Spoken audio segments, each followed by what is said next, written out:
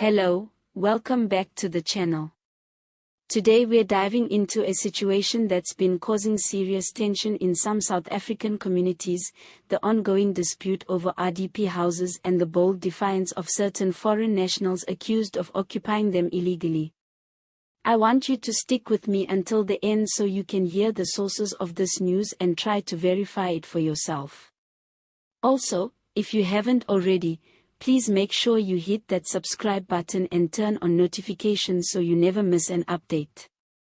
Now, in South Africa, the issue of RDP housing has always been an emotional one.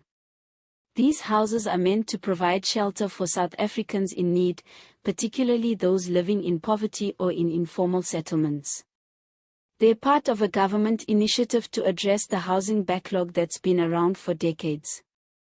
But when people see others, especially foreign nationals, occupying these houses without following the proper channels, it sparks outrage.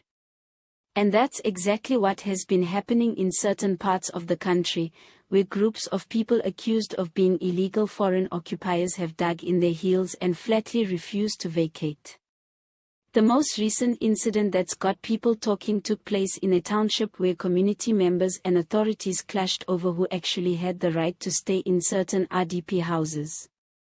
According to officials, some of the occupants do not have the proper documentation to be in the country, let alone to be living in state-provided housing. But when approached by authorities and asked to leave, several occupants stood their ground, insisting they were here legally and had every right to remain where they were. One of the striking things about this situation is how public and unapologetic the resistance has been. We've seen similar disputes before, but this time, the occupants are actively challenging the authorities, saying that they are being unfairly targeted because of their nationality.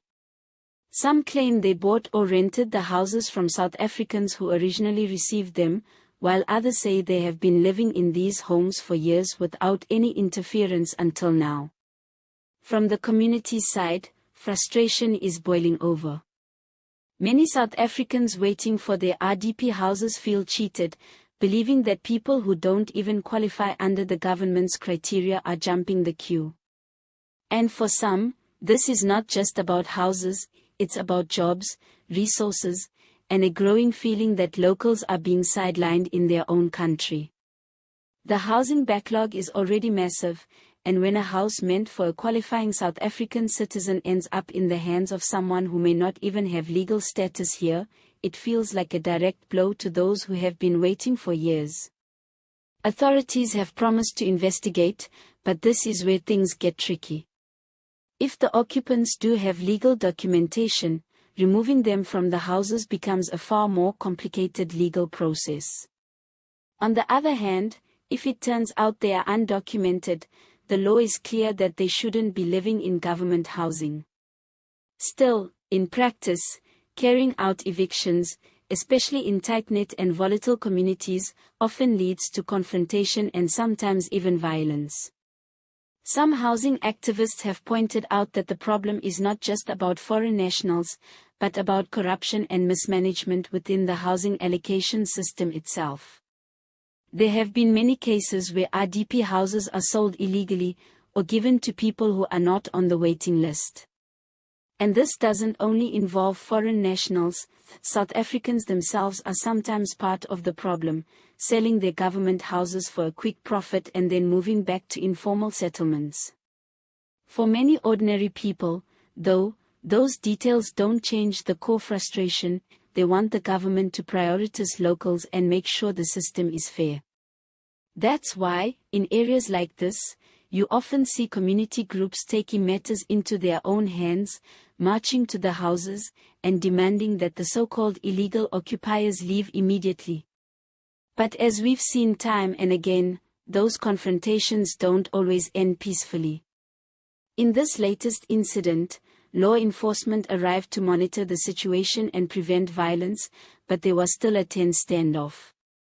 Some residents accused the police of protecting the foreign nationals instead of standing with the community. On the other side, human rights advocates warned against mob justice, reminding people that due process has to be followed, regardless of emotions running high. It's a delicate balancing act for the authorities. On one hand, they have to enforce the law and protect South Africans' housing rights. On the other, they must avoid trampling on the legal rights of anyone who may actually be here lawfully, even if public opinion is strongly against them. For now, the dispute remains unresolved, with both sides standing firm. The government says it will be reviewing housing allocations in the area and taking steps to root out illegal occupancy. But if history is any guide, it's unlikely that everyone will be happy with the final outcome. As for the broader picture, this situation highlights how fragile community relations can be when resources are scarce. Whether it's housing, healthcare, or job opportunities, South Africans are feeling the pressure, and disputes like this are becoming more frequent. If nothing changes in the way housing is allocated and monitored, we can expect these clashes to keep flaring up. One thing's for sure, whether you believe the occupants are in the right or the wrong, the issue has once again put the spotlight on the cracks in our housing system. And until those cracks are addressed, we'll keep seeing these tense standoffs play out across the country. All images used are for illustration purposes only. Sources: SABC News, IOL, Times Live. So what do you think?